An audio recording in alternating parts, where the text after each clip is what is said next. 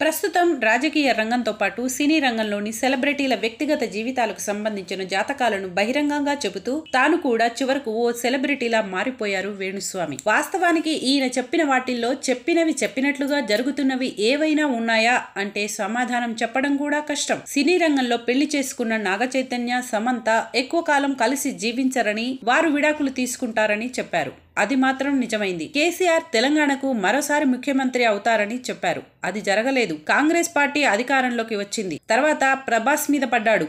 ఆయన చెప్పినట్లు బాహుబలి 2 తర్వాత వరుసగా సాహో, రాధేశ్యామ్, ఆదిపురుష్ ఫ్లాప్ అవుతాయని, ఆయనతో సినిమా తీసే నిర్మాతలు జాతకాలు చూపించుకోవాలని చెప్పారు.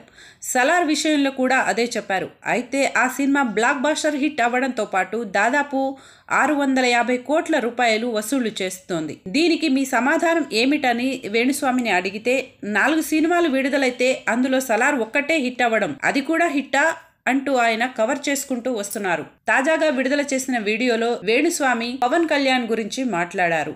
ఆయన మళ్లీ విడాకులు తీసుకుంటారని చెప్పి అందరికీ షాక్ గురిచేశారు. సినిమాల పరంగా మంచి భవిష్యత్తు ఉన్నప్పటికీ వ్యక్తిగత జీవితానికి సంబంధించి కాంట్రవర్సీకి గురవుతారని, వాటన్నిటిని ఎదుర్కోక తప్పదన్నారు.